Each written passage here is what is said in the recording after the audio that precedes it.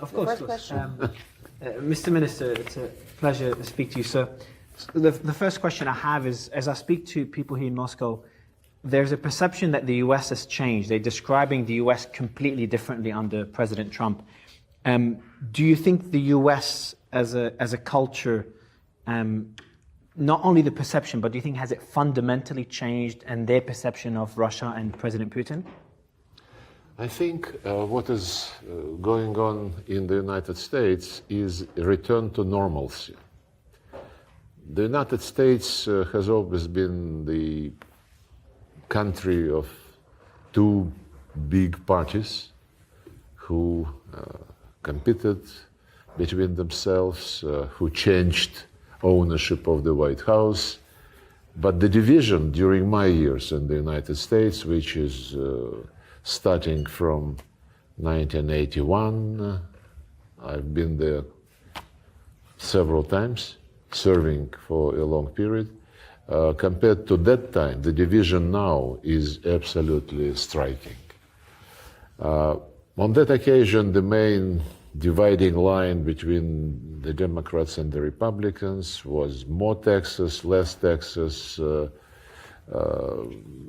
abortions, things which would be part of a normal Christian life, and within this Christianity values, the entire politics were built, arguing with each other, but within the values which everybody accepted. With the introduction of neoliberal ideas, neocon ideas, but mostly neoliberal ideas, the divide became deeper, wider, and culmination was the first election of President Trump, which he himself admitted was a surprise to him, and he wasn't really getting ready. Now he is ready. And it is clear how many, 49 days yet, and such a rich agenda is already thrown into the public domain. So this split motivated, first of all, by the departure from Christian values, by the leadership of the Democratic Party, in my view, by promoting without any limits the LGBTQ, whatever comes next.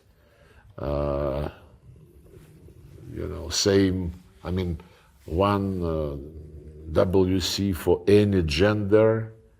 I once found myself in Sweden where the OSCE was conducting a ministerial meeting, and it was in a stadium specially arranged for the ministerial meeting, and I wanted to get out and to go out and saw WC sign, and I asked the guy who was accompanying me whether this was gents or ladies. He said everybody. It's I don't want any of my friends to experience this themselves. So this. And this is just, of course, a tiny manifestation of those divisions, but the America as we Rust Belt America is, of course, not very much keen to embrace those values, and the persistence with which fanatic persistence with which those values were promoted to the population certainly made quite a number of people to decide for themselves that this is not what they want, and they supported Donald Trump. So it's back to normalcy as we understand normalcy. We are Orthodox Christians. The values are basically the same, though Catholicism now is becoming more and more deviating to the new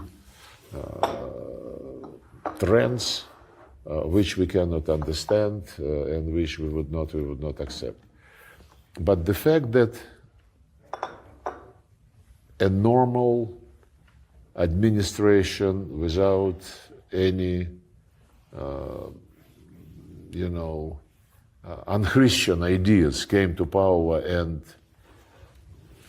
the reaction was such an explosion in the media, in the politics all over the world, is very interesting and is very telling.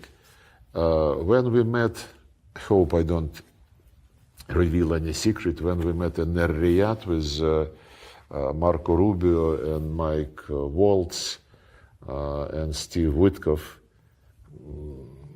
they suggested the meeting and they said, look, we want normal relations.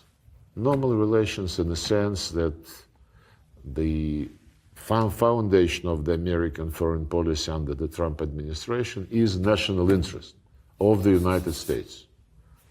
This is absolute and without any discussion. But at the same time, we understand that other countries also have their national interests. Right. And those countries who have their national interests and don't play into the hands of somebody else's interest, right, we are ready to have serious discussion. It is very well understood, they told us, that countries like the United States and Russia would never have their national interest the same. They would not coincide maybe even 50 or less %. But when they do coincide, this situation, if we are responsible politicians, must be used to develop this simultaneous and similar interest into something practical which would be mutually beneficial, be it economic projects, infrastructural projects, something else. And then another message went, but when the interests do not coincide and contradict each other, again, this is then the responsible countries must do everything not to allow this contradiction to degenerate into confrontation, especially military confrontation, which would be disastrous for many other countries. Right. We told them, we fully share this logic. It's absolutely the way President Putin wants and does conduct our foreign policy. He always, since he became president, underlines in his contacts that we are not imposing anything on anyone and that we are looking for a balance of interest. Same logic, absolutely.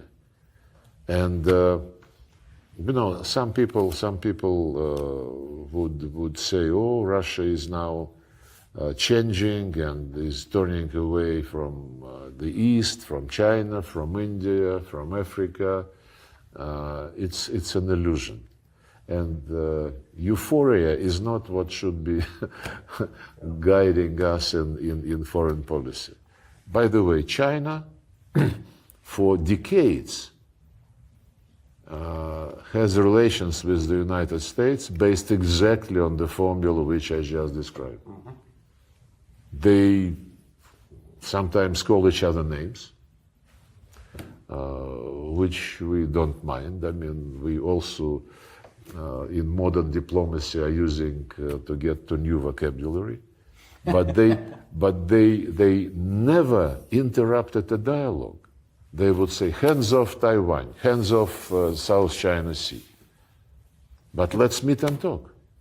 It's the same approach, the same logic, which is now accepted by the Trump administration in its relationship with the Russian Federation. And I think it's only right.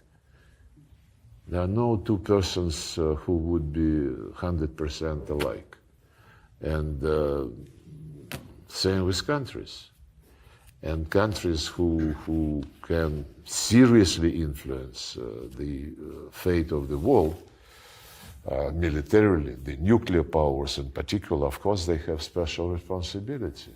not to shout at each other, but to sit down and talk and say, more or less like it was handled by cowboys in many of the Hollywood movies. He said that you know, and I know that you know that I know, and what are you going to tell me? Something like that.